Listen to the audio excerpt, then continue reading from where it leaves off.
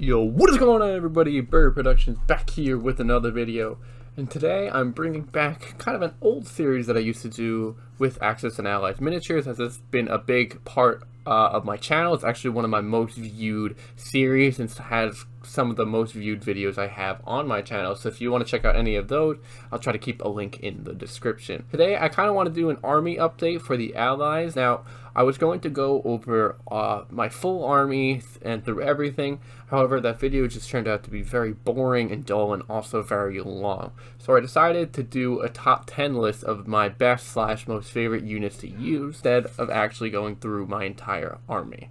So without further ado, guys, let's get into it. The first thing I want to talk about is how many units I actually have in my army. So currently, the Allies for my Axis and Allies miniatures have a total of 96 total units.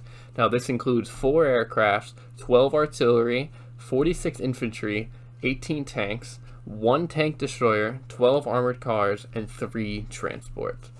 Now, without further ado, let's get into my top 10 units that I have for the Allies. At number 10, coming from Russia, is my 85mm AA gun. Now, this is actually an artillery unit that costs about 15 points and actually doesn't move at all. It has a speed of 0. However, this thing is a monster against vehicles, where it has a 15, a 13, and 11 against vehicles. It also has an extended range of 16. So I absolutely love to use this piece where if it's like an objective mode or really anything where it can help lock down a flank. Now, a lot of times sometimes I don't use this piece when, let's say, it's a very foresty map or there's a lot of covered lines of sight. However, if there's a big line of sight that I can aim this thing down, or there's a huge flank that I want to just cover, I can put this guy in the way. That way my flank is covered, or I kind of lock down a whole sector, because really any small tank or really any tank that comes in this way, it can just bombard it with dice and completely either damage, disrupt, or completely kill it. Now, number 9 from the United States actually is an M5 half-track. Now, this is a vehicle / armored car / transport vehicle that costs about 7 points. So it has a speed of 4, but also has a high gear of 2, so it has potential to move 6 spots. Now, it has a pretty good attack against infantry and tanks, where it's an 876 against infantry and a 333 against tanks. Now, the biggest thing I like about this that it has is it's good against infantry, and it still is a transport vehicle with the fighting platform. So it can move my units around, and those units can fire off of it, and it also can do some damage itself. And it's not that expensive, and that's why I like the half-track. At number 8 comes in another piece from the United States. Actually, there's a decent amount of units from the United States, and this is the M8 75mm packed Howitzer. So the Howitzer obviously has a relocation of 2 and has a defense of 3 and 3. Now, it's a great balanced artillery because it can do 987 against infantry and 654 with tanks. Now, I found with most of my other artillery, it's either geared more towards infantry or more towards tanks, where I found this one can do both. Now, this also has indirect fire and an extended range to 12, so I absolutely love this piece to kind of help also lock down a sector and take out some of those annoying enemy infantry. Now, next up on my list is another United States unit. This is the F4u Corsair. It costs 20 points and has a defense of 4-4. It can attack infantry with a 9-7 and tanks with a 3 and 2. So what I love about this aircraft is, first off, the superior armor. So this means that an attack must beat this unit's defense by 2 or more in order to score a hit against it. And then also the bombs specialty. Now, basically the bombs is where once per game I can decide to drop bombs against either a soldier or vehicle, where it does I can roll 12 attack die against a soldier and 8 attack die against a vehicle. I absolutely love this, and that's why this is my top aircraft. I think I have the Spitfire, which does a little bit better against tanks. However, it does not have bombs, so I really like this bombs feature and the superior armor feature. At number 6 comes in another United States unit, and Submarine Sergeant. Now, this is a soldier and a commander that costs 7 points with a speed of 1. Now, it does great against infantry, where it's 9 and 6, and okay against vehicles, where it's only at 2.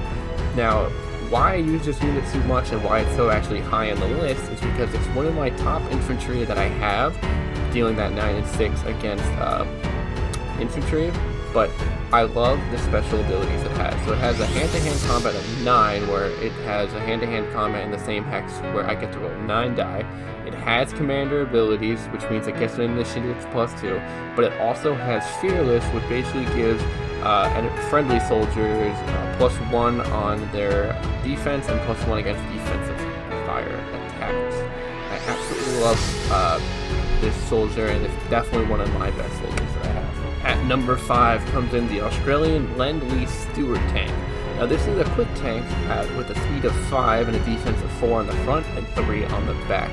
It's decently cheap at 15 points and does pretty good damage to both infantry and tanks with 886 against infantry and 975 against tanks. Now I absolutely love this tank for one reason, and that is because for the all guns blazing ability. So the all guns blazing ability basically allows myself to attack one extra turn against the soldier. So basically I can put this tank into a battle, shoot at one tank, do some damage, and then shoot at some infantry to also do damage. This was one of the first-ish good tanks that I got from my packs and everything, and I use it pretty much in every army that I create. I at least have one Lend-Lease tank. I actually have 2 of these cards, Australian, and I even have 1 British original Lease Steward tank. They all have the same stats, but I love to use these tanks, and they're always in my army. At the number 4 spot, I have from Britain the Grant 1. Now the Grant 1 is a 28-point unit with a speed of 4 and has a front defense of 5 and a back defense of 4. Now it's a well-rounded and balanced tank where it does 997 against infantry and 975 against tanks. Now the reason why this is so high on my list is again because of the special ability.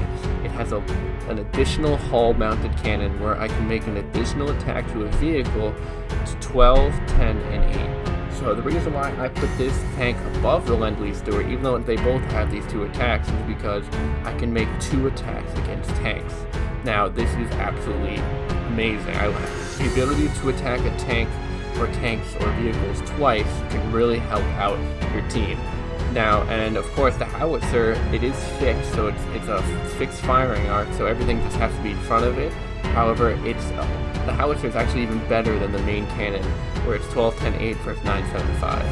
And lastly, this does have strong armor of 5, so you can really kind of face it right into danger, be able to take some hits, but deal a lot of firepower back. At the number 3 spot, from Russia, is the T-34/76 Commander. Now this is another tank at 38 points with a speed of 4 and has a defense of 5 and 5. Now it's okay against infantry where it only does 7, 7, and 6, but it is pretty damn good against tanks and other vehicles that it does 13, 11, and 10. Now the abilities make it even better of a card as it has superior armor to, it has the commander abilities which gives me that +1 initiative, and it also has commander awareness. Now this tank is an absolute monster and it can help shred through enemy lines. It has a strong defense to withstand fire back, and also gives you that +1 initiative roll to try to get your initiative early. It's a great tank because now you don't have to waste, let's say, unit points on an officer if you want initiatives. You can rather put in this tank if you want more initiative. And again, it does great damage against tanks. Now at the number 2 spot, comes from the United States again, is the M7 105mm Freest. Now this is a 27-point tank with a speed of 3 and a defense of 3-3. Now the defense is definitely nothing to proclaim about. It is not that good because 3 can get shredded by some heavy tanks. However, the attacks and then the specialities is why it's at number 2. So this tank is very well balanced. It has an 11, 10, 9 attack against infantry and a 10, 8, 7 attack against tanks. Now the special abilities is where this thing really shines. It has indirect fire, which means that a friendly spotter within 8 hexes of an enemy soldier basically will help this tank get rid of ignore line of sight. It has an extended range of 16. It has a bombardment where it ignores cover, and that's just incredible because this thing you can put, if you have a spotter, you can get a spotter towards the front, help protect them with your tanks or your assault vehicle, You can get them in range, and this thing can just rain hell from cover. And this thing ignores cover, so it doesn't matter if you're in the trees, it doesn't matter if they're out in the open, it doesn't matter. It has a range of 16, and it can really rain down hell against the enemy team. And it can be a very strategic piece. And lastly, at number 1 from Russia is my best tank that I have in the army, and I actually have 2 of these, so it's pretty crazy. I think it's the best tank from the Allies and the Axis side. So this is the KV-2 model 1940. So this is a tank with the 46 point, quite expensive, and it is a little slow at the speed of 3.